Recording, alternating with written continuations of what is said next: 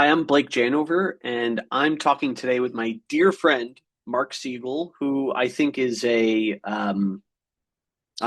wonderful, right? So he's in this boring business, no disrespect, asset-based lending, um, and he's become an absolute legend inside of it, building a really boutique niche practice, and I'm just his biggest fan. So, and no disrespect to asset-based lending. I get it. I mean, we're in commercial real estate related stuff, and I allegedly that's not exciting, but I think it is. So, really excited to have Mark, and thank you for listening and watching. Here we go. I promised you to be totally woefully unprepared, and Yes. and and that's what I've delivered to you here today. I don't know if you're about to ask me about interest rates or offer me ayahuasca. I don't know what I'm in for, right? Or I both. Or I both. so I asked you how many podcasts have you been on, Yes. and the answer is None. okay. And why are you willing to do this with me? Because I have a lot of respect for you. Oh, I love to bloviate about things that I only know surface level about, and I thought it'd be fun. okay. So you asked me how many of these I've done live before, and I want you to know that the number is zero. Uh, Great, because you did have guests, but those were not live. those were not live. Okay, because I've also done Zoom podcasts, but you don't get the same. No, this is it. Yeah.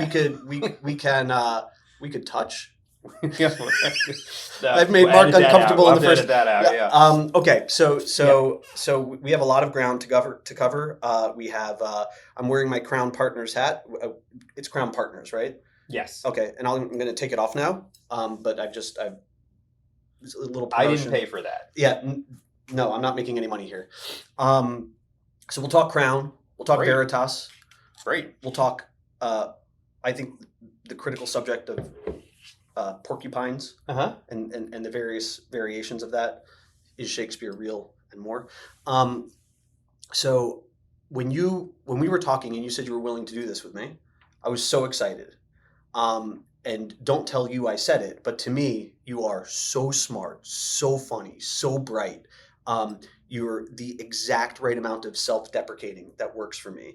And I wonder if before we start, you could just gloat a little bit and talk about your education, career, and success, just so and do a little. Sure. I grew up in Connecticut, which I still consider home in some way. And after college, I did what a lot of nerds from the Northeast do, and I moved to New York and began as an investment banking analyst because that's what we were kind of told to do. Was that before or after Bishop?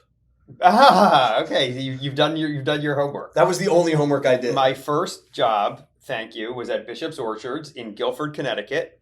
It was a wonderful job. I was the apple stock boy. Bishop's Orchards was an apple orchard, and I think very highly of it. They were at the time a small town orchard, but they've become a upscale retail establishment since then, still in the same location that I worked. And I remember about that job it was my first job, so I had nothing to compare it to. But I was, 16 to 19 years old, and as a stock boy, you'd sometimes interface with the female cashiers. So I had a lot of crushes on the cashiers. Was definitely too shy to ever talk to any of them, but just by being around that, it was a great job, and I think about that very fondly. I can vouch for the fact that you've married up. Yes. Your significant other is significantly more attractive than you, and probably brighter and everything else. Perhaps a poor judge of character, but you've grown since your days working the orchid. Well, I appreciate your saying so. We share that trait, and we're both very proud of that. And not bad for two Jewish boys with receding hairlines. Two questionable looking Ashkenazi yes. Jews. Yeah, we did well. Okay, so get me yes. if you don't mind. And by the way, that was great. I really enjoyed your bringing up Bishop's Orchards. It was a wonderful job, and it's honestly, the only research I did, so I have like nothing else. Honestly, I mean, not to be cliche, but the experience of working in a retail environment, and you see all sorts of people and learn about, when you're dealing with the public, you're going to have people that are unhappy people, and you're going to just have to deal with them, and you're going to have happy people who are very nice. And So you've been making people unhappy for years. So thanks for that trip down memory lane. After college, my first job was with TM Capital, a boutique investment banking firm. You studied economics at Penn. I studied, yes, I have my Bachelor of Science in Economics from Wharton at Penn. Okay. And I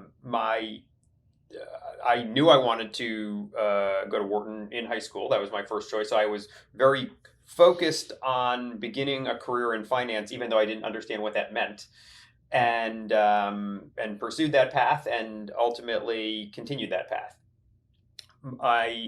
After working in investment banking, I went to work for a client of the firm at a family office that invested in specialty finance companies and assets. And that's how I began to be pigeonholed in the whole specialty finance world and debt capital markets world. And that was not so much an active decision as just sort of what happened along the way. And to interrupt you Yeah. again, I hope everybody enjoys my lack of professionalism for anybody that's looking. I'm trying to figure out, do I look at the camera or do I look at you? And I think I've decided to balance it out by just bobbing on my head. I've been keeping my eyes closed. For the 6 people that are watching Yes. this, I lost my train of thought. Oh, specialty finance. Yes. That's really broad. So, if you could or at least from my Yes. perspective, right? Because if you ask anybody, subprime car loans, specialty finance, credit cards, specialty finance, eclectic real estate, specialty finance. So how do you think about specialty finance? Great point. And I could do a couple hours on this subject. I'd prefer if you didn't. It's a great question that you bring up. When I began my career, and I would say this is still true, specialty finance is a very broad term that often is used to describe things that don't get done by regular way banks. Fine. So as a vast generalization, there's maybe 4,000, maybe it's now to 3,000 commercial banks in this country. But if you look at it by lending volume, there's 100 that make up the vast majority of that market share. And banks are highly regulated institutions, generally are very good at providing low-cost capital to in-the-box regular situations. That tends to be very stable, underwritable, solid transactions. And banks don't do well with volatility. And because they tend to be scale businesses, they can't really do things by exception, things that are out of the box, so to speak, even if they make sense. So that is far and away the largest amount of financing coming out of banks. But then I'll use the term specialty finance to describe depending on who's calculating, the 20 to 40% of the market that doesn't fit inside of a bank. And you referenced a few types of activities. I think you mentioned auto lending and some other consumer finance. Those often are financed outside of banks. Additionally, on the commercial side, there can be companies that have needs that either are based on some turnaround that they're having or some event-driven situation where it's more appropriate for the transaction to be financed not by a bank at very low rates, but by a non-bank at higher rates, but rates that in some other manner of the transaction, it's solving a problem better than a bank can. Where this could become a much larger conversation is that those two worlds have been merging for the last 20 years since I began my career. Yeah. So when 20 years ago, specialty finance had the vibe of being the super high rate, vulture type lending that in no way bears any resemblance to banking. And banking maybe had the reputation of being the classic banker who leaves at 3:00 in the afternoon and things have to be super, super in the box to get done. Over the last 20 years, as a vast generalization, banks have become more sophisticated and have been able to increase the product set that they have.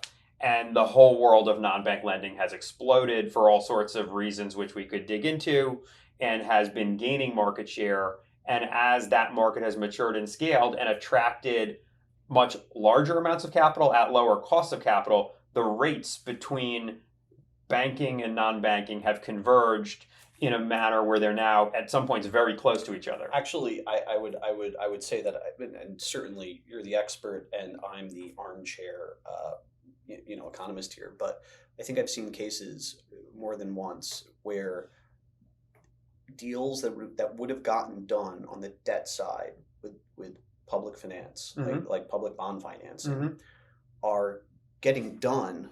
Let me just make sure we're on here. Wouldn't that be interesting if this thing dropped? Yes, we're gonna find out. That would ruin my day, because then I would have to talk to you all over again. I'm really glad I took you up on this coffee. It's a great coffee. I'm telling you, it freeze dried. We're very cost conscious here at Janover. I can confirm it's freeze dried. Amazon furniture. We're thrifty. But you see, we started to see deals where private equity was coming in at tighter spreads than public bond markets, and the whole world's inside out. And deals that wouldn't have gotten done, right, started getting done. But now the world's inside out again, where all that floating rate debt. Actually, I'm super curious. So I want to hear about Veritas and your opinions and Crown. But so I've been thinking for the last 2 years, you see it in a cohort of real estate where when they didn't buy interest rate caps, there's like this cohort of 21, 22 vintage real estate where folks were buying for cap rate compression, put some lipstick on it, and value add, and they've gotten whacked as interest rates soared. And I expected to see some amount of this happen in private enterprises, right?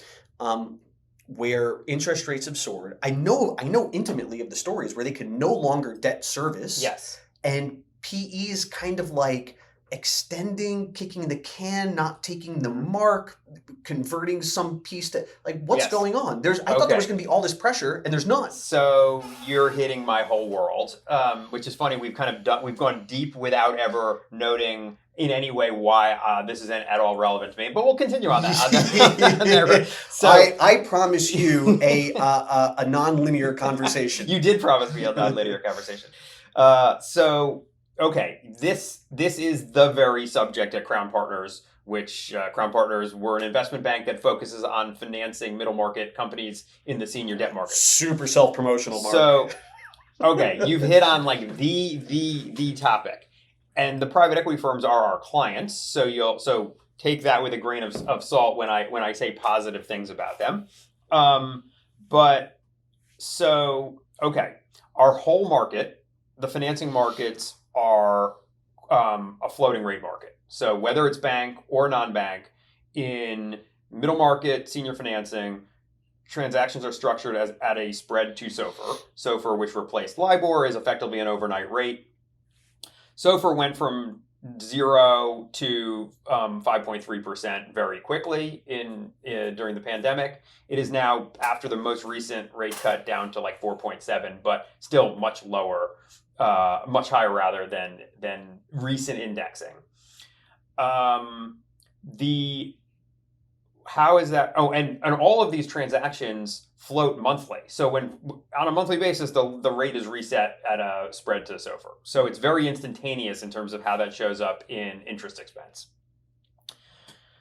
That has created significant challenge on the most common covenant for middle market companies, which is some form of debt service coverage ratio. Right. I don't know how in the weeds this podcast is. Let's get really in the weeds and turn a lot of people off. Okay. So whoever's listening and doesn't care at all about what we're talking about, let's make this uncomfortable. My wife's joke to me when I told her I was going to be on your podcast was, is anyone going to listen to it other than me? And I said, I don't know. Irrelevant. So we probably just lost her when I'm about to get into fixed charge coverage ratio. So the common covenant is a fixed charge coverage ratio. to maybe make that more broadly applicable, it's very similar to when one goes to get a mortgage for the house. The bank wants to make sure you have enough income to not only make your payment, but like with cushion to that to make sure not only can you make your payment, but that it's prudent for you to make that payment. I feel like you've mansplained this to me. Yes, I have been. So, I'm gonna say that I'm familiar with debt. Am I a good boy? Am I okay? So the fixed charge coverage ratio. If a company structured a financing in 2022 when SOFR was much lower than it is today, and they met that covenant, but not with a tremendous amount of cushion, and then rates go up by several points, very quickly you could be out of covenant on your debt structure through no real fault of your own, other than not leaving enough cushion for a very sudden rise in interest rates. And at that same time, based on certain things going on in the economy, there were some industries where EBITDA was actually compressing at the same time. So your numerator is going down at the same time that your denominator is going up, and that doesn't work very well. Well, there's another thing also, which is that the value of the enterprise is materially compressing.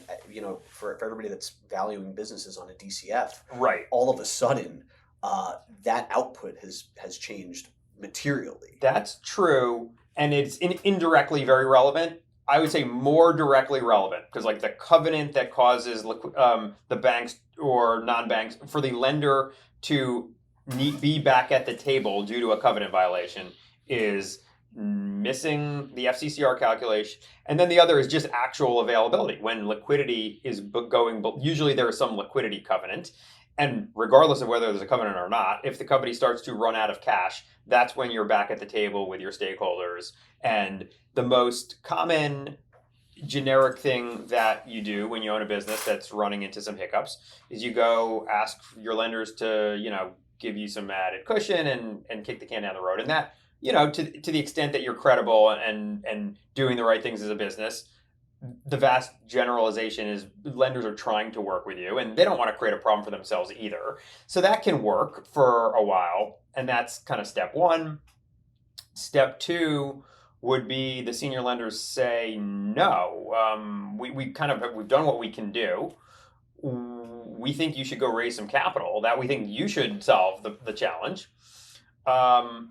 And then at that point, the owner of the business, whether it's a sponsor or an individual, is either asking their junior capital providers, to the extent they have them, for more money, or they themselves are faced with a need to themselves inject more capital. It is human nature to not feel great about investing more capital at times when things maybe aren't going so well. So that often creates a desire to find other ways to bridge a liquidity need. There's a whole market that exists today. I am not an expert in this market, but I see it every day. You may have heard of all of these private equity firms raising NAV loans. Yeah, sure. It's the hot thing now. That is the hot thing. My view of, regardless of my view, what a NAV loan is doing is generating No. Your view. I'm not here for the Wikipedia definition. Okay. So a NAV loan is somewhat analogous to, an individual who's maybe looking to invest, needs to pay down their mortgage on their house a little bit, so they go take on some credit card debt on the side and use that money to solve their mortgage financing issue, or they don't want to go back to their investors to say we need more capital, so we'll raise it on the side. There's nothing wrong with that. It's often very efficient capital that the sponsors are able to raise at very low rates, because on the other side of those transactions are banks that feel that this is a very successful private equity firm. We're money good on this NAV loan. So it's not inefficient from a rate perspective, but all that's doing is just creating more leverage on top of leverage. And at some point that needs to be repaid before investors can have a return on capital. So it's a form of extending, moving a problem from today into the future. Yeah. And I want to, so there's a lot of I want to cover, not from a place of methodical planning, but just where the wind blows me. Yes. And I want to go back. I want to hear like a little bit of the story of Veritas specifically.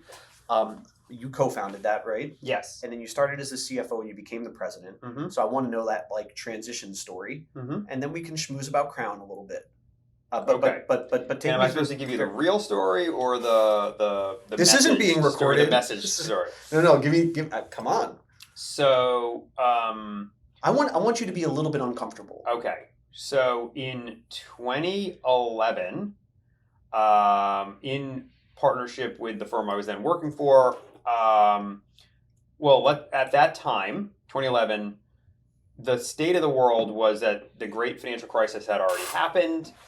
Back in 2009 or so, everyone thought the world was ending. There was never going to be, we were all going to live in caves. Felt like that. And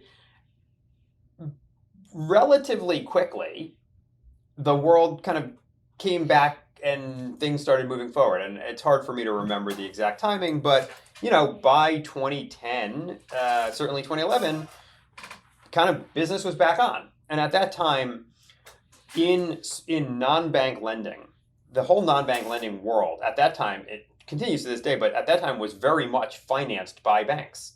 So non-bank lenders from 2005 through 2009 were reliant on what's called wholesale funding. They would get their money from banks. They'd have some of their own equity. When a lot of those firms ran into trouble during the recession, the availability of the warehouse funding to that market dried up. And so when the world was coming back online in 2010, 2011, a lot of those firms were still playing massive defense from losses that they'd incurred. And there was now an undersupply of both bank financing as well as non-bank options for the lower middle market companies that had survived this terrible economic event, but were now back in growth mode and needed working capital and capital for growth. So in retrospect, those years were actually great years to launch a lender because there was undersupply. There was a whole cohort of lenders that launched during that period of time. And in retrospect, from a pure business development perspective, I remember 2011 and through 2014 as the best years for loan origination that I ever experienced through to this day, because there was an undersupply and a very heavy demand. Undersupply of capital, yes. Right. And of humans pushing that capital. Yes, on all levels. You had businesses that needed capital. They had survived this terrible several years. They were back in business. They wanted to, regrow. Maybe they had been a borrower of a bank that went under and are now an orphan out there. And so that was a robust time to launch lending platforms. We were correct in seeing that and in launching. And I was a junior partner, so to speak, in a firm that was called Veritas Financial Partners that launched in 2011. And the path at Veritas was I'm going to give you a vast oversimplification. I could do the 4-hour version of this with my therapist another time. Yeah, hard pass on the 4-hour. But give me the feelings and the feelings. And the hard. So we launched with a pretty good strategy. We had our challenges on execution, and we did experience fairly aggressive growth in our early years. In the lending business, it takes a few years for the challenges to materialize. You can put out a lot of money tomorrow. We could go make a lot of loans within 100 yards of where we're sitting right now. And look smart. And look like we're growing a lot. And in fact, if we lend enough money where we give those borrowers liquidity, they actually can look like they're performing for several years because they could use your money and make their payments. Right. And you'd say, we have all these performing loans. Look how much money we're making. Right. But then if 2 years from now they wake up and can't pay us, and then we realize that they don't have a solid foundation, we're now, not only are we going to have to play defense, and if we have collateral, we might be able to work our way out of them, but it'll be a major distraction and take us a lot of time. Was Veritas Yes. Veritas a like highly collateralized ABL? Yes. So our niche was asset-based lending. Okay. So in asset-based lending, the primary underwriting is we're looking at the collateral we're lending on. So if you can be right about the collateral, you can lend to companies that have a lot less visibility as to their future success. And that doesn't mean they're going to fail. It just means it might be a volatile company and it's very challenging to predict from a credit perspective. And you try to, the goal is to lend to companies that are going to be very successful and pay you back and grow, et cetera. But if you're wrong about that, then you have all this collateral and can feel like you're going to find a way to monetize that collateral. When valuing the collateral, do you have to figure out, like, not what is it worth, but what am I able to sell it for, and then like figure out or navigate liens they may or may not have? Sure. So the lien structures, usually both the borrower and lender agree on that. That's like a factual statement, and asset-based lenders are looking, as a generalization, to be first lien lenders. Where there is a lot of differences of opinion between borrowers and lenders is what the value of that collateral is. And as a lender, and during these years I was the lender. Crown, I'm now an advisor, so I'm neither lender nor borrower. But at the time, as lender, you're focused on what's the collateral going to be worth when I have to sell it. And when I have to sell it will be when the borrower is not able to perform. So one has to assume it's going to be at a time when the business is no longer viable, because if they were viable, they would just be making their payments. So it becomes this like iterative, what is it worth? And actually the term in the space is usually some form of net orderly liquidation value. We used to call it fire sale value in the real estate. Sure. In real estate, yeah, fire sale, maybe it's called forced sale. In asset-based lending, in commercial lending, net orderly liquidation value, that actually has a definition. The definition approximates a 8 to 12 week process. So there's also a for sale value in our world, and that's like an even shorter process, and that gets a lower value. But at 8 to 12 weeks, there are these appraisers that will, based on usually it's the appraisal firms are also liquidators, so they have data to understand, okay, well, if we had to liquidate all this collateral, we would have to invest in keeping the business open for 8 to 12 weeks while we run the sale process, and here's what we would get. And then net of our costs, here's what the lender would get. Lenders are attempting to lend inside of that value. So as a vast approximation, lenders are typically lending 85% of net orderly liquidation value. Mm-hmm. So to the owner of that business that just bought all this equipment, installed all this equipment, and thinks that their business is the greatest business model in the history of mankind, when they think, well, the value of this collateral, it's worth, it's worth X, and then the lender is taking the view of here's what it would be worth if your whole business model has now failed, you're gone, and X divided by 4. I'm trying to sell this. And depending on the collateral type, there's usually a very wide difference. Sometimes if it's like there are some types of collateral that really hold their value on an orderly liquidation value. If it's like highly repurposable and there would be a lot of interested buyers for it. On the other end of the spectrum, if there's certain inventory that's very specialized, maybe worth a lot while this business is in business because they know they're going to sell it. But if it's just built on spec and it would be challenging to sell in bulk all at the same time in an 8 to 12 week period, it gets a much lower value. Like niche OEM parts versus Caterpillar tractors or something. Sure, yes. And or not. The more niche, usually the worse it appraises on a net orderly liquidation value because of the issue I just described. An example, I'm thinking of a war story. This was a loan that went bad for Veritas. We were lending on some very specific stage lighting that was used for like rocket launches for the Super Bowl, etc. And the company had these very valuable lights that would get used for a couple weeks a year by certain customers. And there had been some sales of this lighting to customers. And we structured our loan, and the appraisals did their loan based on those values. There was evidence of values. But I'm going to say they had 100 lights. There had never been a sale of more than 2 of these in a year in history. So when we actually did liquidate this company, when we went to sell 100 of these, opportunistically, there might be a client that wants one. Right. But if you're selling someone a very valuable light that they don't really want more than one of, they're not paying a lot for that second one, right? So, that's a perfect example of how when you're trying to sell in bulk in a short time period, it can be very challenging to monetize as much value as you'd like. So Veritas. Yes. So we had our growth years in 2011 through 2014. some cracks in the armor started to arise. And those were a combination of twofold. One were actually some asset quality challenges where certain of our loans started underperforming. And again, that didn't necessarily mean that we were going to lose money, but it meant that it became a significant managerial distraction and focus. What I was just describing to you as an example of a liquidation, that takes a lot of time and energy, leaving aside the potential risk of loss.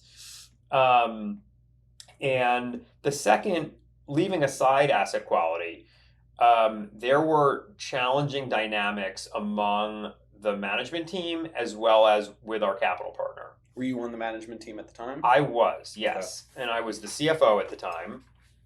And I want to be respectful of former colleagues and also former capital partners. Some takeaways that I think would be applicable and universal 15 years later.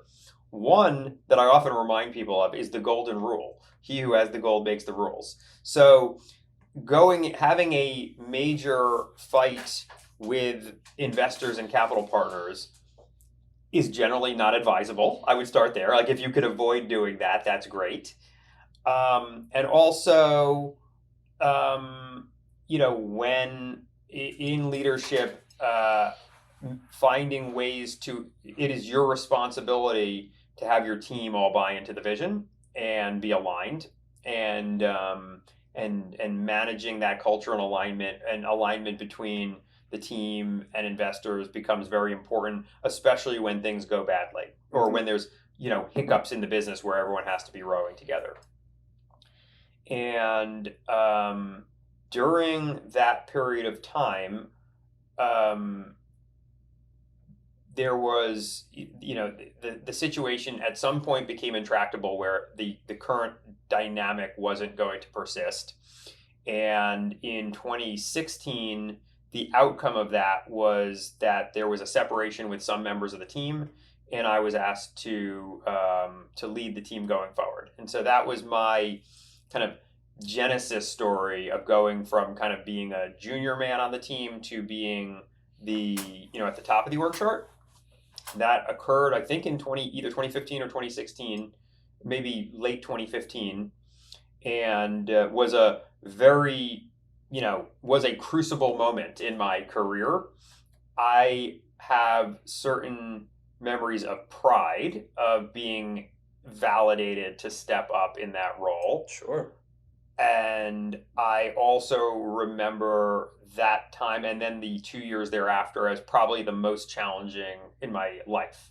Yeah. In terms of fear of failure, in terms of, they were just also really hard years because a few problems that had percolated and, we'd been kicking the can down the road all then came to roost. And were you unwinding the portfolio, or were you unwinding and originating? Like there was a combination. So there was unwinding some unprofitable positions. Yeah. And despite the fact that earlier I described to you a liquidation taking 8 weeks, in practice, the workouts can take 18 months. Sure. Because you're in litigation with a borrower, and these processes drag. And so that became a significant area of not only time and attention, but also, just anxiety.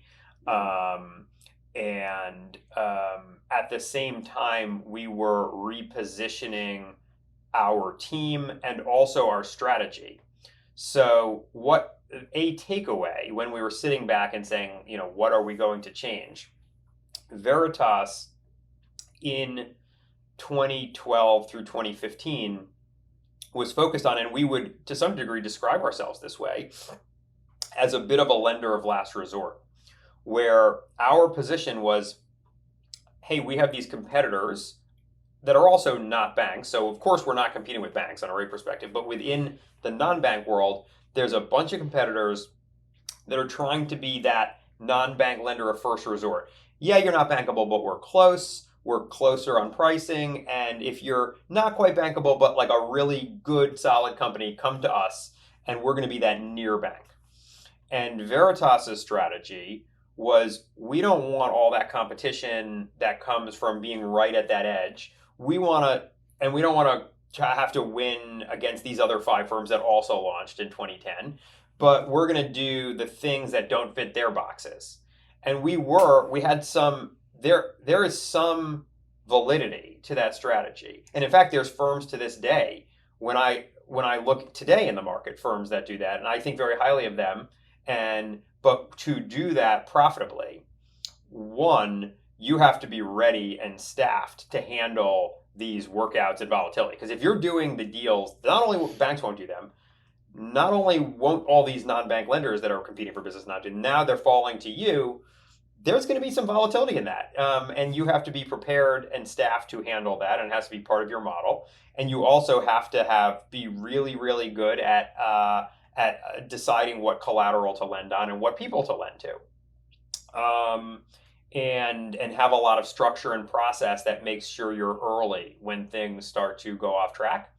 So the best firms that do that today tend to be niche and small. Yeah. And they're not trying to scale. They're staying small, doing high margin transactions, helping businesses that couldn't otherwise get financing, and describe it as a bit more of a lifestyle business. And that could be a great model. Yeah, I think that as soon as you try to scale something that belongs in a niche, you're going to get mean reversion in returns and everything else, and you're no longer or just drive yourself right off a cliff instead of mean reverting. Certainly, especially if you're leveraged. By the way, Yes. did you have multiple like were you running out of a discretionary fund and you had like a few capital partners? We had institutional equity. Yeah.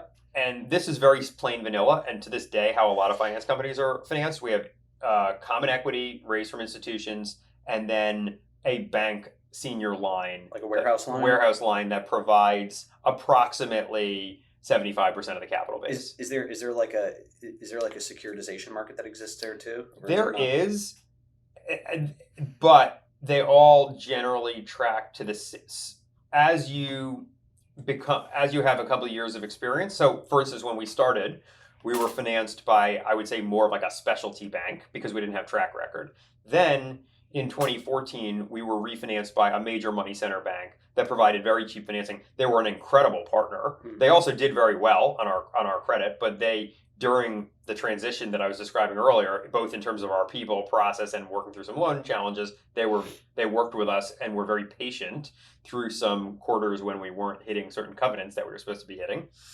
And it turns out that the cheapest form of financing is still those money center banks. Yeah. So even today, if you look at multi-billion-dollar non-bank asset-based lenders, they've got the B of A, Wells, JP Morgan, on industry podcasts, we're not allowed to talk about rates. So I don't know if I can talk about rates on your program, but they're very low margin rates and are the cheapest form of financing. Then to round that out and get other forms of financing, there's other pockets, including the securitization market, that are pretty close these days, but still a little bit more expensive. So if I understand correctly, you become the president of Veritas during a very difficult time. Yes. As a young man, yes. Which you aren't anymore. I'm not. Yes. You've aged. Yes. So I still, by the way, through laziness, I haven't updated my LinkedIn picture in 10 years. And I'm very insecure that I'm now that guy. Yeah. Where when people meet me in person, they're like, "Who are you?" Yeah. Yeah. I saw you last week, and I didn't recognize you today. I now look in the mirror, and in the morning, and I say to myself, "What is happened? Going on? What happened here?" Yeah. And then you look at your wife, and you think, "Well, it doesn't matter. I did okay." Yes. So did you sell Veritas? And how old were you when you became president? So I became president of Veritas when I was 35. Fabulous. And I described age 35 to 37 as some of the most challenging of my life. Yeah.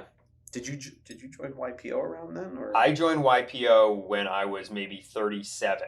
Okay. So, boy, would it have been great to have had it when I was 35. Yeah. When I was 35, I didn't have a clue that any of what I was battling with. I thought all of this was deeply and uniquely personal to me in my own individual capacity, and I was the only person in the world that had the challenges that I had. Can I share a story? Sure. Okay. let's make this about me. Yes. Blake, I'm sorry. I should have 45 minutes ago. I should have just made it all about you. Like, I know I told you to come, but it's not. I don't want to hear you talk. I want a platform for me to speak with somebody adjacent, so I can call it an interview. But I really just want to talk about myself. Yes. So I remember meeting, and I tell the story a lot. I'd been through like these cycles in my life where I'd been, to me, what was extraordinarily successful. You know, hundreds of employees, millions of dollars, and then I've been bankrupt and poor and broke. And by the way, I'm very familiar with moving from a levered finance business, making loans, to an advisory business and not making loans. Yes. So I've been through that transition. But I remember, so I'd had these like ups and downs, like a yo-yo. And I remember meeting with a guy, a dear friend of mine, also YPOer, and I told him my story. The most unique story in the world. So unique. That I had this business, we had all this success, and then I lost everything and I was broke. Then I did this other business and even more success, and then I went broke again, and I'm just never going to do business again. And I was telling him the whole story, and he was so nonchalant. He was like, the yo-yo effect, I've seen it a million times, been through it myself. And that was like offensive and enlightening. Yes. And changed my life. Like finding out that none of it was actually unique. Yeah. I love the idea that I'm not special. It's very. I'm gonna have to fix this, by the way. It keeps going dim. Yeah, just for the viewers at home, Blake doesn't have some weird compulsion to touch you. It's that the display goes away, and Blake has this big fear that we're not recording, which is probably a founded fear. I'm fully anxious right now that it's not recording at all. I'm counting on that green light meaning something. Interesting. We'll have to see if the green light stays on when it goes black. It's actually a sticker. I'm not going to let it go black. Okay. So back on. It's funny that it's so cliche and almost sounds pithy to say, but that unlock of it having this realization that I am not the first person in the world to face some of these challenges was extremely, extremely comforting and extremely enlightening. Yeah. And it's like I kind of think back to. I try to think of what I was thinking in my own head at age 35 when I was going through this transition and really just feeling pain every day. And I don't remember. And I don't think I was thinking. I don't even think I had the thought of, this strategy of white knuckling this every day is not going so well. I don't think I had that thought. Right. I remember, and I did a program. I went really deep on this like self-help stuff. And I did this program. It was Landmark Forum. Mm-hmm. And then later it was reinforced through the book Sapiens by Yuval Noah Harari.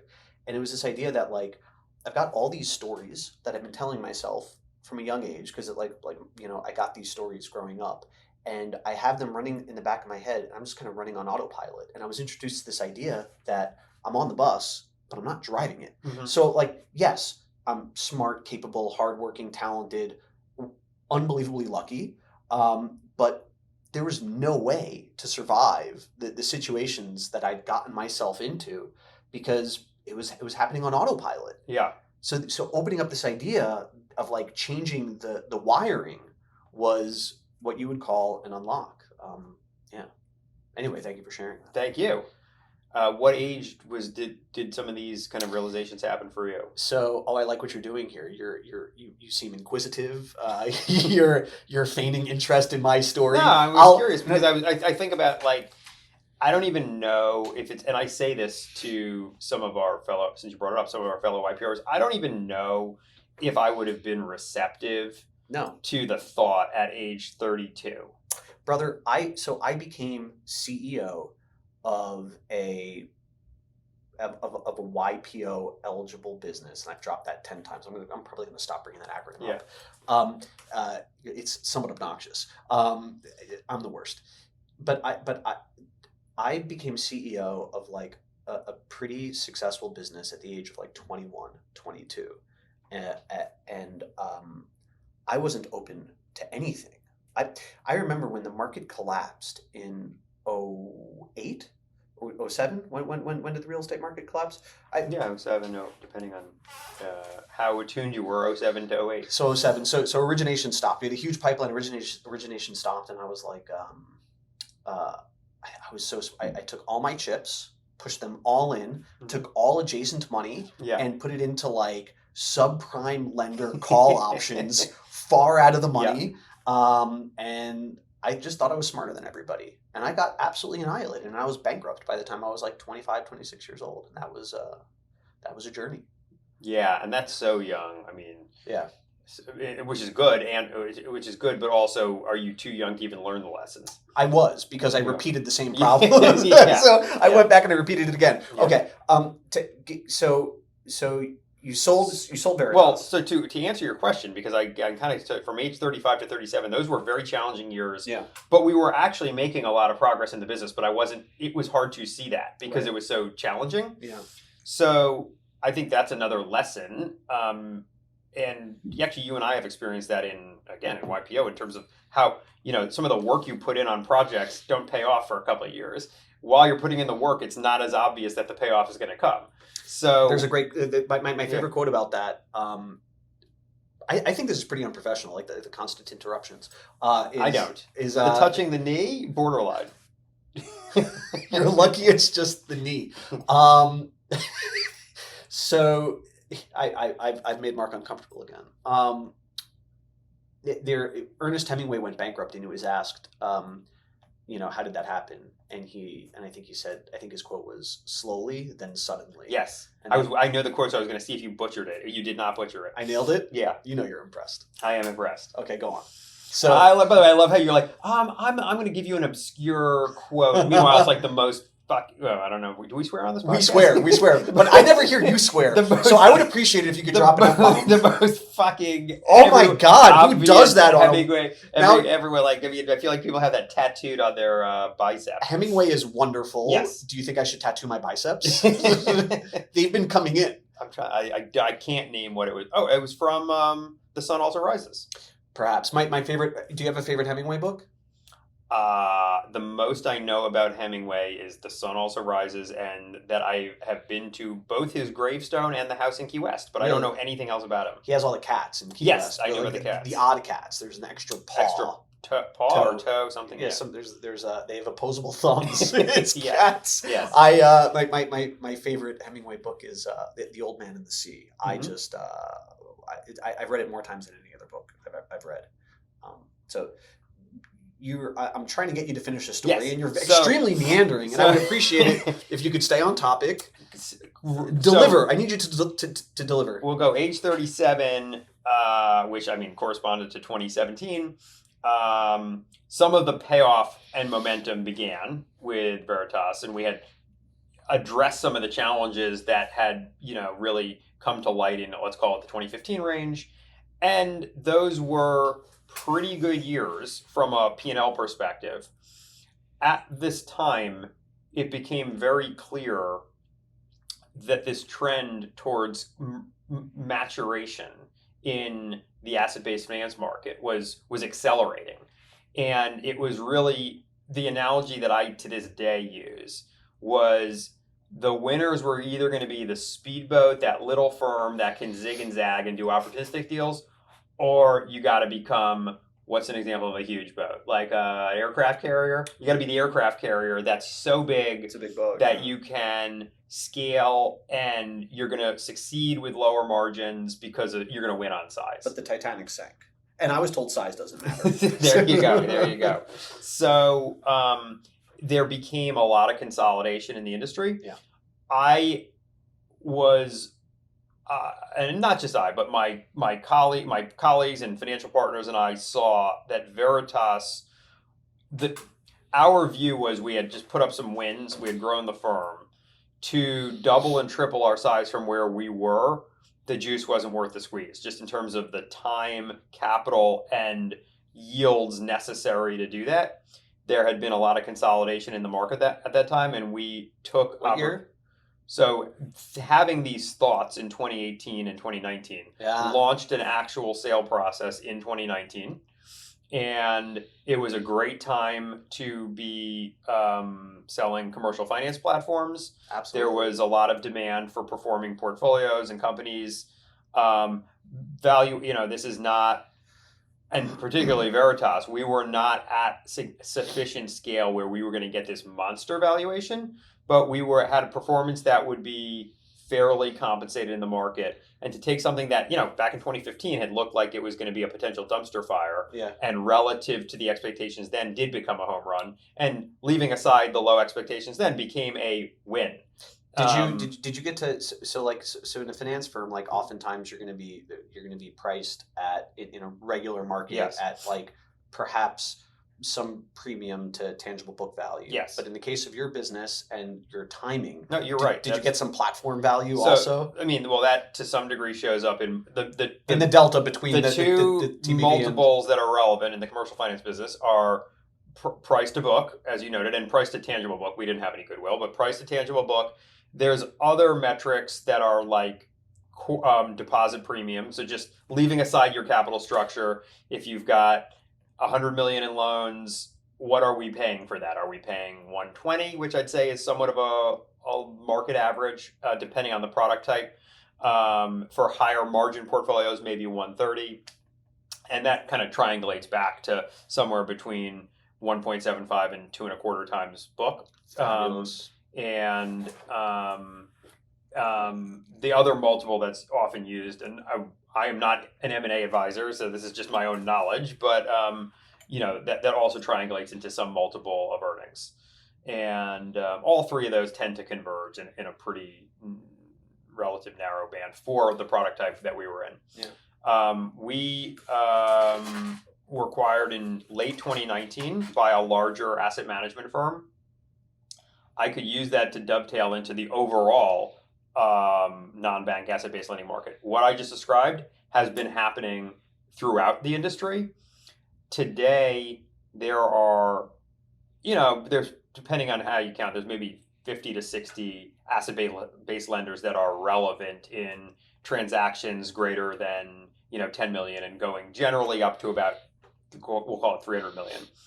And of those, there are 7 to 10 that by volume, have a majority and maybe potentially a significant majority of that market. And if you look at those firms and trace them back to the great financial crisis, a lot of those firms launched in 2009 through 2011. Yeah. And the fact pattern will be, it'll be a team that was attached to a bank, that had a run for 10 years, and the bank was exiting that market and did exit, and then they launched and raised some capital, got bank financing, and started a new platform. Those firms today, either through consolidation or just directly from a single acquisition, are now owned by some of the largest asset managers in the world and form their, part of their private credit strategy. Yeah. And when I talk about kind of the maturation of that business, in 2010, that didn't exist. You didn't have Apollo or Ares owning companies that were competing with us. They were owned by individual entrepreneurs that had raised some institutional capital. Today, the largest and most active players are owned by large asset managers and insurance companies, and have been formed through the acquisition of one or more of these businesses. Yeah. I was reading something today. I don't know if it was BlackRock, Blackstone. The number was crazy though. It was like a trillion or 11 some like trillions under management. Yeah. Like fabulously unbelievable numbers. Schwartzman wrote a book about starting it. I read his book. What It Takes. What It Takes. Yeah. Yeah. It was quite good. I enjoyed it. Yeah. Yeah. So you sold at the top of the market. That was incredible timing for a couple of reasons. That our transaction closed, I think, in December 2019. Wow. So home run from a timing perspective. Great timing, not necessarily for the reasons you might be thinking. There was, at the time, in now go to March and the pandemic starts. Yeah. It seemed like this unbelievable timing. The whole world's, again, everyone's back to the whole world's going to end. Right. And specifically in asset-based lending, not only did the world not end, but asset quality has gone up. Asset quality has been incredible incredible through the pandemic because of government stimulus. Yeah. And both the acquirer Veritas had no major asset quality challenges that I'm aware of that stemmed from our portfolio. Right. That wasn't obvious in March, but it sort of was obvious by June of that year when, all the stimulus started. The challenge in asset-based lending over the then ensuing several years was they were competing with free government stimulus. Yeah. So new originations were very challenging. And those were, as a vast generalization, challenging years for growth. And also, given that asset-based lenders are kind of growing their portfolio based on their borrowers needing to borrow their money. They might have a committed line, but it's up to the borrower whether they're using it or not. So borrowers, to the extent that they could get large PPP loans, et cetera, and given that those loans were often completely forgivable and free, of course, they're going to use that money instead of drawing on their lending facilities. So utilization went down significantly in those years. So for an asset-based lender that maybe had, I'll just use very round numbers, $1 billion in commitments, and are expecting of those $1 billion in commitments, they're going to have outstandings of $550 million. That would be a decent ballpark. We're going to have 55% utilization. They might have had 40% utilization. Yeah. That same portfolio of $1 billion of commitments only drew $400 million. They do get some unused line fees and some fees to protect themselves from that, but by and large, they're hoping their borrowers use their money. So that created certainly reductions in margins and overall, unit economics. Interesting. So you sold it, and yeah. So here's a question, and then I want to talk about some other stuff. Mm-hmm. So I'll give you an opportunity to do some promotion. But before I give you that, you went from lending to advisory. Yes, which I understand. You had this expertise from lending, and you're able to use that to build the advisory platform. So talk do like a little self-serving about Crown, but then but I'm much more interested in this entrepreneurial journey, because you in Veritas you started as a junior guy, but Crown is your baby. So I'm curious to know like what that's like, how it compares going from like professional CFO, analyst, CFO, president in like a pre-existing org, even though it was even though it was started up, to from scratch, different business model, completely different business model. So talk to me about it. Great. Well, it all seems so straightforward and simple now. Yeah. At the time, it certainly was not the case. But big picture, and I really give a lot of credit to entrepreneurs that I got to know intimately in YPO and helping me think this through at the time. But big picture, I had seen that the asset-based finance world was really becoming mature, and it was challenging to create differentiation. And that was a key aspect. I said earlier that the most robust years was the early years in 2011 through 2014. By 2018 through 2019, it was not fun trying to win deals. There was the whole world of how borrowers are able to identify lenders and generate options, and the proliferation of capital was making it such that outside of just winning by having the lowest cost of funds, it was becoming increasingly challenging, or at least that was my view and experience. And when I would kind of go off on my own self-discovery retreats with my journal and write down. Do you journal? I do, yes, I do journal. I journaled more in those years. I'm sort of a bandwagon journaler. When things are challenging, I journal more than when things are going really well. What does that look like? Is it like a morning exercise? Is it a pencil and paper? Is it on your laptop? Is it absolute? I'm super. I'm very snobby and elitist about this. You're snobby and elitist about everything. I'm very judgmental of anyone who uses like any digital form of journaling. I am old school. I want to feel like I'm a caveman with like a pencil I made myself and bark. Yes. So I use a moleskin notebook. Okay, I have some. One of my prized possessions. I use the same exact notebook, so I have all my notebooks and line them up and tell my wife to never open that box of journals unless she wants to be deeply horrified at concerned and know maybe more of my daily thoughts than she would want to know. And I tend to go through iterations. I change from time to time, but I have a fairly set routine of some things that I write down just to remind myself. Do you want me to share some of what those are? Yes. Well, the first word I write is journal, because I learned that when I'm journaling, the act of journaling is a forcing function to make sure I'm spending a couple minutes by myself thinking. So I write the word, because these are things that I'm hoping to do. I write journal. I write the word diet. And I'm not on a diet or anything. That just meant like try to be intentional about what I'm putting in my body. Yeah. I write the word exercise, which again, this means like go for a walk or get in some light workout, but try to do something that day. And then I write the word one thing, because I went through myself this big, that 35 to 40, I was reading all the self-help books and all the business books, trying to find what would work for me.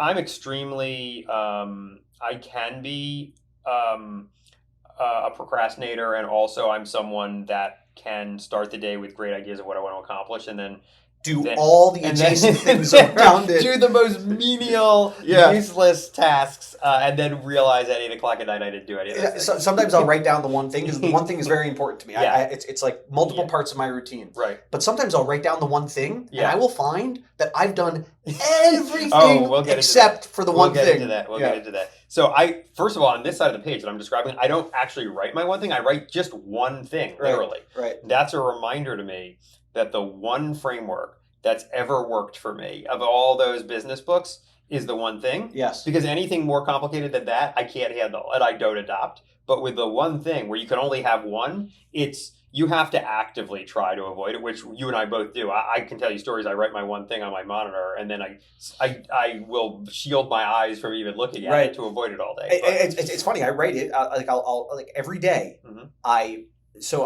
have a morning exercise. I do like some affirmations, some goals set. I read my goals as if I'm sorry about this unprofessional. And the green light does stay on. Yeah, but it's just dimming. So what if it goes to sleep? I see. What if? I see. I can't believe my watch is ringing. So I have like my morning shtick, as my mother would call it. Mm-hmm. But I write down. But then when I start to work, I'm pointing at my office. I'll go through all my things, but I'll write down like what's the one most important thing, and I had a whole that touched you again. I had a whole story around it, and it escaped me when my watch started ringing. So it must not have been. You really got thrown off by the watch. The screen went blank. Yeah. The watch rang, mm-hmm. and I'm like a cat. I'm easily distracted. So I write the one thing, and then the final thing that I write is the word connection. That was something that my coach back in my mid-30s told me to start writing, because he wanted me to make sure I was connecting in a vulnerable and real way with someone every day. Are we doing that now? I think that we're doing that. I don't actually, that has become so ingrained into who I am. I don't believe I have to write that down. I still write it down as almost like a habit and feeling good about it, but I don't feel that that's something that I need to remind myself to do. I know what I was going to say. Yes. But it's not relevant. But so let me just dig right in. Yeah. So let's go there. I procrastinate, and when I procrastinate, it's because I'm either worried about something subconsciously, or there's ambiguity around it. Mm-hmm. And I find that writing about it solves everything, and that clear writing is the parent of clear thinking. And that's always the case with me. And once I just start if I find myself procrastinating around something, there's usually a reason. And if I write about it, I find the fear or the ambiguity or whatever it is, and then I can address it, and then I can go do the thing that I want to do. That's great. Thanks. And I agree with that. And even with all these systems, I still only follow my own goals and plan, a fraction of the time, but more so than if I didn't write it down. Right. Yeah. And so then the other side of the page is not as structured. I usually write things that I'm grateful for, and then just write a few takeaways for the day. And then I actually do write out what the one thing actually is. Do you do it? So you do it in the morning? Morning, always. Ever at night? No, I'm not one of these night guys. I've heard about these night guys. I'm not one of these night guys either. Yeah. I read at night. I'm a bookworm, but it happens in the evenings. Yeah, I think it was listening to a podcast with Hugh Jackman where he was talking about how it's important. Wolverine. Yes, gorgeous. yes. Keep him away from my wife. He would, and my mother. My mother is a huge Hugh Jackman fan. So he, I think, was talking about how he'll actually be organized enough he'll write in the morning what he's manifesting he's going to do that day, and then actually look at it again at night.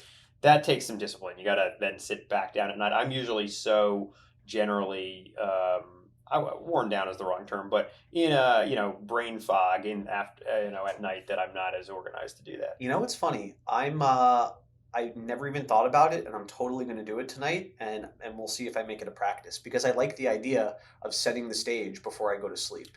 That's what he said. Yes, Yeah. is setting the stage and having the clarity. I wish I had the energy or maybe drive to try that. It makes a lot of sense. Sounds like an excuse. But I do make sure I leave the little internal bookmark that Moleskine has on the page. So then the next morning I am faced with seeing what my one thing was from the prior day. Oh, I like that. And at least because I operate well on fear of personal shame. So I'm shaming myself the next morning when I see what the goal was for the prior day. One of the things I enjoy about you very much is the self-shame. Yes. I'm very familiar with the paradigm. Yes. So a lot of the times that I execute my one thing, it's only to avoid the resultant shame the next morning. Yeah. I don't have to worry about disappointing people in a social context because it's far easier for me to disappoint myself. Exactly. And far more frequent. Yeah. So I've lost interest in ABL, as you can imagine. You have something to say. You took a breath. You wanted to share something? No, because you said you lost interest in it. So I did. I won't go back to it. I was going to... Take me there. You had asked me... And I interrupted you. You had asked me... Close the deal, Mark. What? Why advisory, I think had been your statement. No, I wanted... Tell me a little about the advisory and the entrepreneurial journey there. Well, in journaling, what my strengths were and what I really enjoyed about what I was doing at Veritas, and then writing what I didn't enjoy... It became very clear to me. And then I also had the awareness of, hey, I have all of these years of relationships and knowledge in this niche area of finance. It's got to be here. Like, I'm not going to go learn some other asset class when I'm just learned all about this one and enjoy, I enjoy things that I feel like I'm good at and felt like I was very good in this area. So how do I figure out a business model that leverages all of this knowledge that I have around these asset-based financings that allows me to work, because also lending is a very collegial market where you're often clubbing with other lenders. It's not as like zero sum as some other industries where, I was actually consider these business friends, a lot of my former and at the time existing competitors. So how do I figure out a business model that allows me to work with all these lenders, that allows me to leverage my expertise, that allows me to find ways to create solutions. I personally get fulfillment out of feeling like I've led to a solution. And how do I do that in a way that doesn't have me feeling like I'm competing in this increasingly competitive market against other very well-heeled lenders? That doesn't require me to build a large team of people, because I didn't consider that to be a strength of mine, managing people, and I didn't necessarily particularly I don't want to say I didn't enjoy it, because those are some of the best relationships that I remain to this day, but let's just say I didn't feel that it was my passion and strength. It's a tough job. I know a lot of people that don't enjoy it. Yeah, and there were aspects of it that I didn't enjoy, and so I didn't want to replicate that. And I knew I just didn't want to replicate I didn't see, and I was not passionate about forming another lending firm. I had, I think, a 1-year non-compete. I could have planned on the sidelines for, 10 months and then launched something after a year. I didn't see anything that I was super excited about doing or where there was any lane that I was solving something. On the advisory side, it was immediately obvious to me that there was a problem to be solved. And the problem was, as an asset-based lender, most of the transactions that we were seeing were being packaged by investment bankers or intermediaries that were hired by the borrowers to go raise them money. And oftentimes, the borrowers were using investment banks that are very broad in their skill sets and product offerings, and they didn't necessarily have an understanding of the very specific issues and information that an asset-based lender needs in order to evaluate a transaction. The information that an asset-based lender needs for an asset-based financing is very different than what a cash flow lender needs for a cash flow financing. And if asked to form a view of how one could structure a loan and at what structure and rate and proceeds, if not given the right information, it's very hard to answer that question. It creates a lot of friction on the way in. And we experience this every year with Veritas, where our business development people or ourselves are getting these packages, as they're called, the confidential information memorandum and maybe a link to a data room. And we get all this information, and it would have all the marketing information and their hockey stick projections about how they're going to be the next relevant Google over the next 10 years. And none of that is relevant to an asset-based financing. I mean, it's cherry on top information once you get the collateral information. But so we said, okay, well, this is this common pain point. Everyone has the same pain point. All the lenders would talk about this. And what if we're going to be the asset-based financing experts. We're going to be, this is our niche. This is all we do. If you need M&A services, or if you need, some preferred equity or mezz debt, that's not what we do. If you have a need for senior asset-based financing, or maybe it's, cash flow plus asset-based financing, but if that's your need, we're the guys. We know how all the lenders think because we were one, but also not only were we one, but we worked with a lot of the other lenders. So we know exactly what their process is. And if we kind of pre-underwrite it in our own materials and put together our SIM in a manner that would allow us to have quoted a transaction, we know the others will. Yeah. And that'll be a huge value to you because you'll stop wasting all the time of having all these intractable phone calls with lenders who ultimately can't do what you're doing. And also, lenders are very busy. So if you want to get attention on your transaction, if you serve it up to them in a way that's actionable, you'll get a lot more traction from them. Totally. That was our pitch. And also, there's some cherry on tops. We also have all the relationships with all the lenders and know, generally speaking, who would be a good fit for what, and can be a great representative of your interests because we can, make sure you're getting the right time and attention. So that was our pitch and idea, and that's basically what we've gone out and done. And I have a partner, Evan Nadler, who was also a colleague at Veritas. And we, at this point, work on all transactions together. And the way our partnership works very well is that we're complementary. So as a vast generalization, I'm working and overseeing our deal teams that perform all the analytical work and creating the message of what the right structure is for this client. And Evan, as a vast generalization, is overseeing our communication and go-to-market to the lending community. Those two roles are quite collaborative because obviously our materials, we have to iterate and get feedback from the lenders, and the lenders have questions about the materials, so we work very closely together on that. Who's go-to-market on the borrower side? Or is he doing, or does the borrower deal flow come? We always represent the borrower. No, I mean... so how do we sign up clients? Yeah. Okay. I would love to do a podcast on that topic someday. Business development. How do we sign up a client? When we launched, our basic form of marketing was hey, we're in business. Guys who know us, please, dear God, send us some business. And hope desperately that happens. I was recently doing a presentation on every piece of business we've won since inception. How much is that in total? In total number of clients? No. Volume.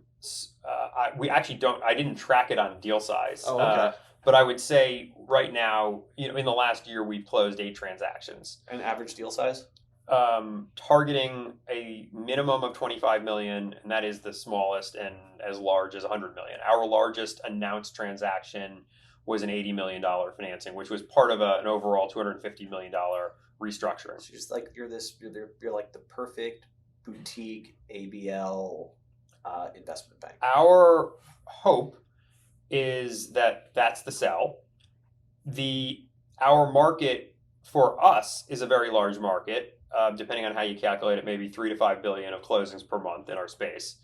But that is a much smaller market than the overall, for instance, cash flow leverage lending market or others. So for what we do, we don't run the risk that Goldman Sachs is going to wake up and say, you know what we should do? Just absolutely crush Crown. Yeah, let's go after Mark. There's riches and niches. It's a niche market. Now, as we've moved up market, we do face very compelling competition from world-class investment banks that may have a debt capital markets professional that knows enough to be dangerous in ABL. They're not a subject matter expert that's dedicated their entire business model to it, but they know enough to execute. And if you're a private equity sponsor figuring out who to hire for your to solve an asset-based financing, and you're being given options, and one option is a brand name that's been around for 175 years and has a highly elite firm, and the other is Crown, who you heard good things about but you've never heard of, the safe play is always to hire the global brand. Yeah. So we lose a fair amount of business, and I completely understand that logic. And when if I'm picking a CRM for Crown, and I'm getting all these great options, and then I get the presentation from Salesforce, you know what I say at the end of that? Let's use Salesforce. Right. And I say that because I think to myself, I don't know enough about this extreme niche, so I'm just going to pick the huge company, which probably won't be a disaster. But it's also not the best option. And we Right. run into it a lot in our business, which is we are going to be better, or we believe, and that we are better than the big firm. And I won't name any of the big real estate debt capital market firm names, but we have broader reach in the capacity that we're not just working. Let me play nice. We think we're better at the job, but when somebody works at a middle market real estate firm and they need to get debt, they are not going to get fired if they hire CBRE Exactly. or JLL. But there's risk in hiring the upstart. Yes. And it's a challenge, right? It's a brand equity thing. So if somebody wants the best deal and they're willing to do what it takes to go after it, that means hiring Crown, or maybe hiring Janover on the real estate side. But if somebody doesn't want to get fired or is just inertia, then go hire one of the big guys. That's exactly right. That's exactly our conundrum. So I mentioned I had just done this analysis of where every single piece of business came from. The overall theme is that virtually everything was referred by someone who knows Evan and me personally, who has seen us in action, whether that be a prior client or someone who had transacted with us at Veritas, who's in a position to have credibility to the potential client, and that tends to be what we convert. Where it's, hey, we found out about something and we're going to throw our name into the hat, but we don't know these people, and we get on a Zoom with them, our conversion is pretty low. Yeah. And for the last several years, we're proud to have grown fairly significantly through people we know. As we scale, and a year ago, we began that process. We brought a new member on the team who we knew well from the industry. Who launched Asia. Well, Asia, that's a whole other story. Okay. That is, we do not do business development out of Asia, but I can get to that. I'll let you know if we're going to get to that. So on the business development side, we're becoming more programmatic and process driven. Mm-hmm. Now, that greatly overstates our level of sophistication. As opposed to having zero process, right. We now have a dedicated business development colleague, and we're starting to do some block and tackling.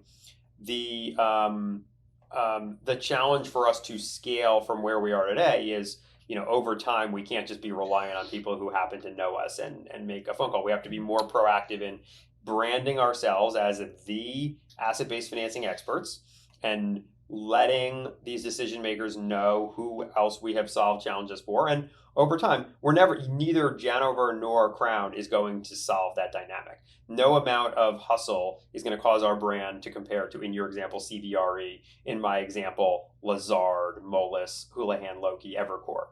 And that's fine. The market is big enough, and we'll hopefully be able to sell our value proposition to enough of the market that from time to time we're able to compete head to head. And all the firms I just mentioned are obviously extremely elite, successful, and high quality firms. And for some segment of the borrowers, they'll like our pitch that we're that world-class surgeon that only does this particular operation, and that's all we do, and we do it every day. And that's what our challenge will be to sell. So let's pause for just 1 second, and we'll come back and we will discuss porcupines, math, economics, physics, and all the things that you know nearly or very little about. Excellent. Economics you know a lot about. Yes. Okay, quick pause. Sort of. Well, I found this all to be incredibly boring. You told me earlier that you had a joke, and you said you were going to save it. Do you remember what the joke was? I think I used it. I think it was the joke of Nina deadpanning, in all seriousness, that she thought that she was the only person that was going to listen to this podcast. Oh, okay. Please email Mark if you've listened to this. Yes. What's your email? Do you want to put it out there? My email is on my website, Okay. on Crown Partners' website. So this will really test engagement. Someone's going to have to go to the website. Just put it out there. M. Seigel, Meigel at Crown LP. Okay. So if you're a middle market, borrower for ABL and you want the best, or really, if you just listen to this podcast, if you just listen, evidence, we don't want to narrow it down. If you're looking for mentorship, Mark is available. Yeah. So, do you do anything for fun or to unwind, or are you interested in anything else besides ABL? So outside of ABL, I'm also going to skip the how interested I am in my family because I don't think that makes for great pod. No. Okay, I love my wife and kids. Okay, so I did just have a newborn, my first child, 4 months ago. Oh my God! Stop! It's so. I'm still in that Congratulations phase. I'm about to make you look at pictures. I'm going to leave aside. That's been a truly special, wonderful process. But leaving that aside, Fine. I'm a somewhat, in terms of interest, I am a creature of habit. I really enjoy and almost need to go on my daily walk along the beach in Boca Raton, where we both live. On the sand?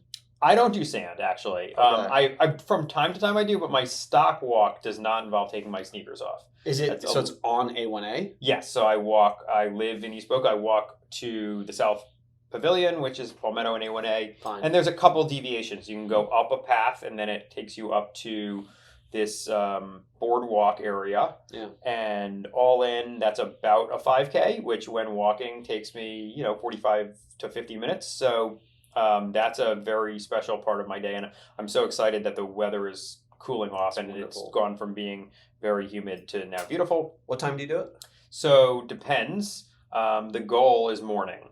With Ben right now, our baby, that sometimes gets thrown off, and I do it in the evening. And also now that it's getting less hot, for the last 4 months, it's been prohibitive to do that at 6 o'clock, and now it's beautiful to do it at 6 o'clock. My morning shtick is my morning routine is between 5 and 7:30 is when I get all my stuff done. That's the best time to do it, and that's my favorite. One of my favorite parts of my day. Now my favorite part of the day is every moment I spend with Ben. But oh my God, this is other things. I'm very. By the way, congratulations thank you. on Ben. I was fishing.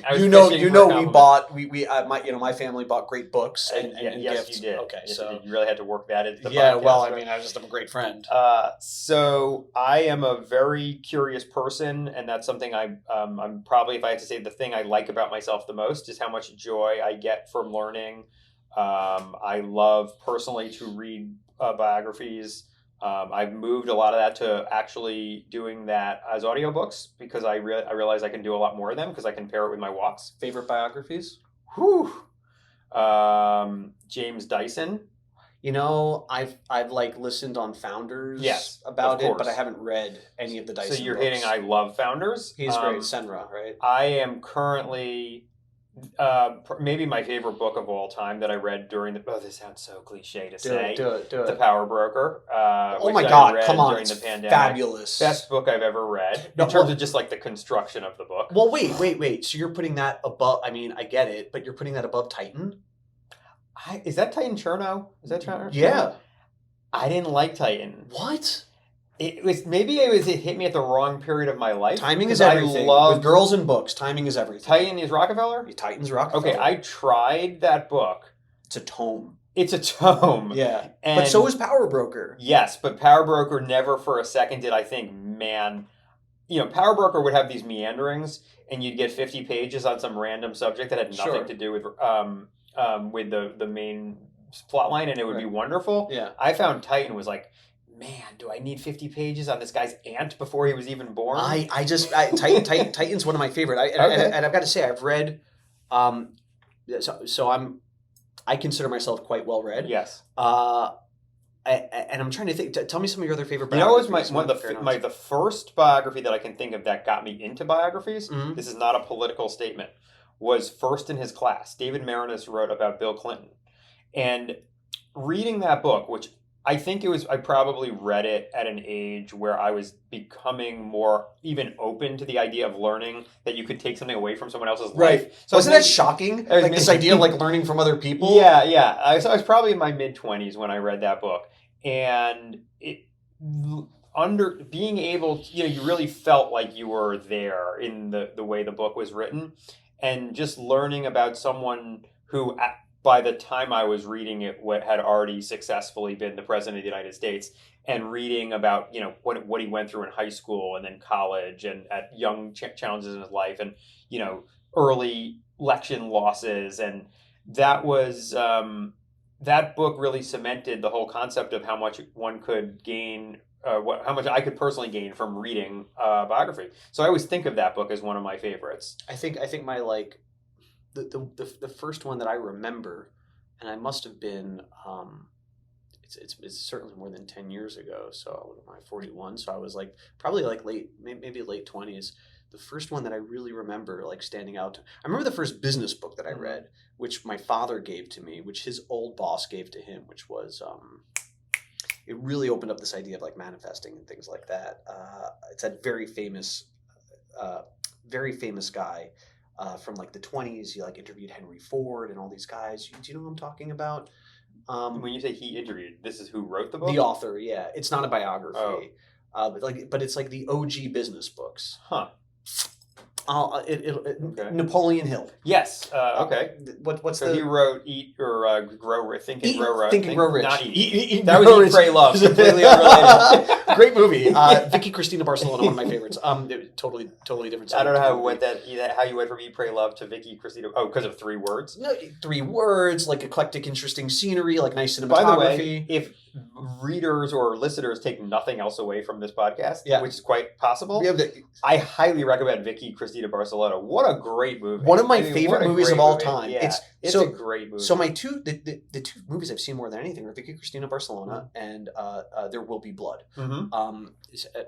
2 totally different vibes. Yes. But I think it's the best of Vicky Cristina was what's his name? Javier Bardem, if I have my name right. Yeah. Oh, Woody Allen. Woody Allen. Yeah. Yeah. I met him. Wow. Yeah, playing the funny story. I met him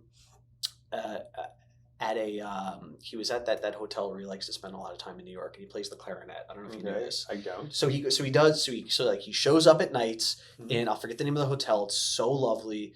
It's across the street from Sloan Kettering, I think. The hotel's fabulous, and they've got this amazing bar. And he comes down. This is before he got in trouble for whatever he did. He married his daughter or something weird. I was wondering if you were going to somehow cancel yourself on this podcast by referencing something in this Woody Allen story. Yeah, no, but he goes and he plays the clarinet, and people go and they're like, "Oh, I want to see Woody play." Yeah, it's he's such a special guy, whatever. But he's terrible, and it's very funny to watch him. Oh, I've heard of this. I have heard of this. He's not good at it at all. Yeah, but he's going down and having a good time. Yeah, playing he's part of the bit. Okay. Anyway, if I were in New York and I was given an opportunity to go see Woody Allen badly play the clarinet, I would do that. It's better than if he plays it well. Yes, I would agree with that. So it was a great experience. But the Steve Jobs book, what's his name? Oh, Walter Isaacson. Yeah, so that was the one that opened it up for me. That's on my list to reread because I absolutely loved that book. Yeah. I tore through it. Yeah. My brother and I ended up we were so amped up from the book. Yeah. We went on a brother's vacation to California, and we visited the garage. We went to his house, took a picture, and went through this whole weird Steve Jobs tour of Cupertino.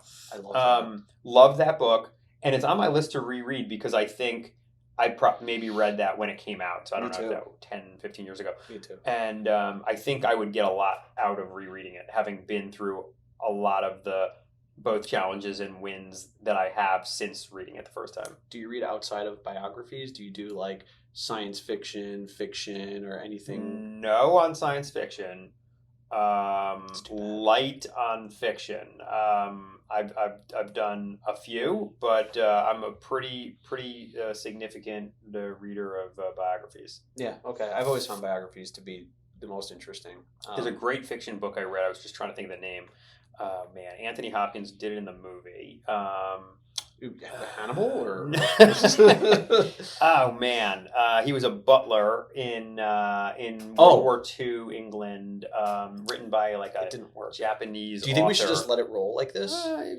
You could hit the button, or I'm confident it's still rolling because It's rolling now. Okay, well, let's see if it What's doesn't the turn name off. of that movie? Damn. Well, this makes for a terrible pod. Yeah, well, we blew it like 45 minutes ago. Yeah. If anybody's still listening now, they're just on Yeah. a long car ride. And they're like, something's wrong in the vehicle. They can't turn off. Yeah, Can't turn off the podcast. If someone turned this on and their head unit broke, and that's either they have to. It's to either Chinese turn water off the torture. car- I don't know if that's inappropriate. I don't know if you Yes. can call it Chinese water Yeah, torture anymore. Because the Americans waterboard, so.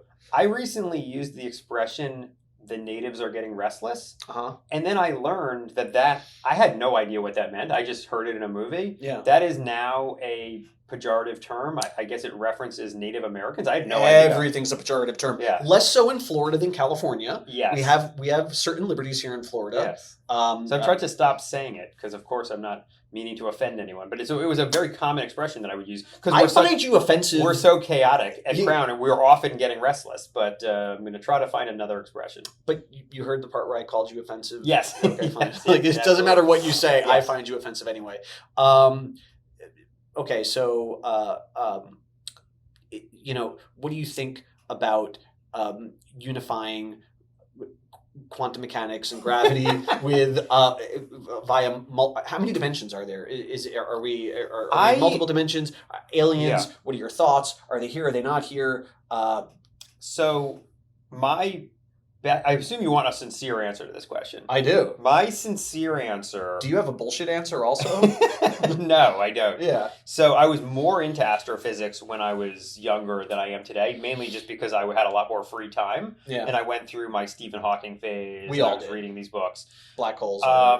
There's that, I forget the name of this theory, but it's the theory of the logical conclusion on why there is other life out there, which is just based on how Drake's equation.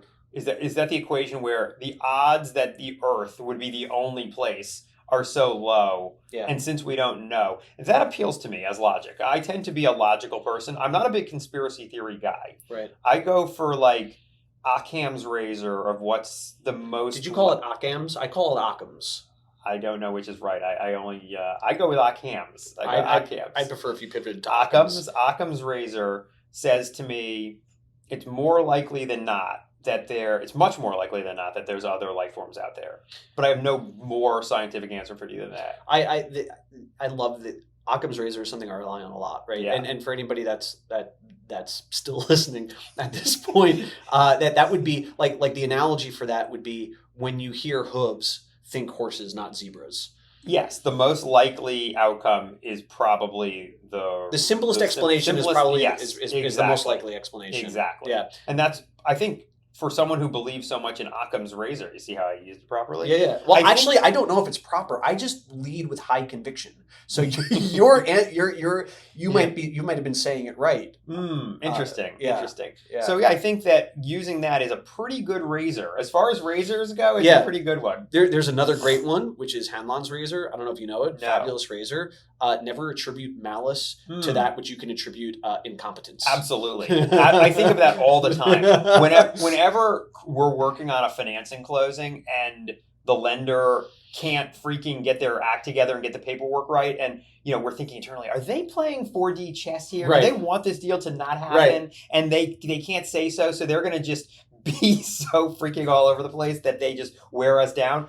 Is it that, or are they just all miscommunicating with each other and no one's taking ownership of this and it's becoming a big mess? Right. And so that is a great razor. And it's probably, I challenge you, can you name a third razor? Because when I said that was my favorite razor, part of my joke was that it was the only razor I knew. Ah, okay, yeah. So there's Hanlon's razor. That's a great one. And and now I can't We've tapped deliver. I can't ourselves deliver out. others. But Yeah. but a razor is just like a mental model. Yes, There's a tons of model. them. Yes. So it's just the I guess the idea of razor is that you're like cutting the fluff off of something and just getting straight to the kind of source of it. And there's all kinds of great things because you could just take any concept from physics like critical mass, and you could just Yes. apply it to business, right? So one of my very valuable razors, which is not called razor, it's called law, is Parkinson's law. Do you Sure. know? Okay. So Well, Parkinson's isn't what can go wrong will go wrong. no, that's Murphy's law. That's the one that I live. That's the one that I live in. It's a good law. Remind me, Parkinson's. Parkinson's law is a task will swell in Oh yes. in time needed to complete it. I butchered the phrase. The task will swell in time and energy to complete it based on how much time you give for its completion. Right. I think in work, like the context I've used it is we're both killing it now, like destroying it. It's like this very simple framework, but it's like the amount of time you Yes. you give to a project is like the amount of time it'll take. Yes, Yeah. which is so true and is so accurate. I see it, and often I am not in a position to call it out because in our business we are in the client service business. So if it's a task This is a total inside, anxiety attack, by the way. if there's a project inside of Crown, we can apply that law and create shorter deadlines. If a client says, absolutely, we can get you those materials, we'll be back to you in 2 weeks. Yeah. It's sometimes harder to say, hey, why don't you make that a day? Right. So Well, that's called that framework is called anchoring. Right? Yes, So you're right. How about 20 minutes? Right. And then we can work from there. We figure Right. out the ZOPA, the zone of possible agreement, and we can. Yeah, I can see that Harvard education just came out with the ZOPA. Oh, but by the way, they do everything with it. So I took so maybe this is like a humble brag. I don't know, but I took some Yes, classes. I'm sure it will be. Yeah. So I loved HBS. And they put everything around like a quadrant. Like everything was like a very simple framework, which works well for somebody like me. I took some classes at MIT and at Sloan on the executive side, and I'm in the class, and just like this long-haired, brilliant Israeli guy. He's like, all right, so you're facing this problem. You're managing an employee, and they say this, and you say this, and how do you think about like how you respond?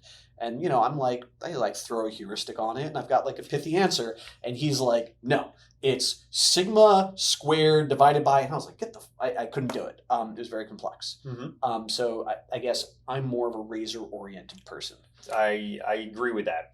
A lattice work of mental models. A la mode. I'd also like to congratulate you because I've never heard an HBS alum go more than an hour without mentioning it. So the fact that this came up so late in the podcast, and my prompting really is, you brought it out in me. It's quite an achievement. I just wanted to balance out the you mentioning your son 6 times in 2 sentences. Understood, So, and I will take that critique. I just feel like the universe needed balance. By the way, do you learn anything about yourself in fatherhood? Has anything come up has it drawn anything out in you that you didn't know was there maybe? Well, I mean, emotion. It's drawn emotions that I didn't know were there for sure. Love, right? Yes. That's the amount of love that's available is crazy. Yes, it is. Yeah. It really is crazy. Yeah. And what that can feel like, the physical manifestation of that inside your body. Yeah. You actually gave me some advice that was pretty inspiring. Maybe not advice, but prediction. You gave me this when before when we were expecting. Not you and I expecting, my wife and I expecting. And you said that that having having children would inspire me to grow in ways I didn't even know were possible, or you referenced that it would be a catalyst for professional growth. Yeah, you said to me, you were Yes. like, I'm worried Yes. about if I'm going to be able to provide, because you and me are warriors. Right. And I was like, what's going to happen is it's going to be a force multiplier for you. Absolutely. Yeah. And I can vouch, I already see that happening because That's great. I am someone who responds to pressure and having a need to win. Motivation can be challenging for me when there's not an acute need or a reason to accomplish it. That's why I mentioned earlier that Sometimes by giving myself the potential shame of not completing my goal, that's better for me than just willing myself because it's the right thing to do to complete the goal. Totally. So having certainly knowing that I'm coming home to a family and a child is ready proof every day that there are people that are depending on my success, and not just financial success, but success as a person and father, and that is a huge anchoring for me. For me too. I think we did good. I think let's call it. What do you think? Great. Well, you always want to leave your audience wanting more. I hope we've done that. I think well, either wanting more or wishing they hadn't done this. Mark, thank you for having me on. Thank you for doing your first podcast with live podcast. May they all be this enjoyable, Blake. Thank you for having me. Thank you.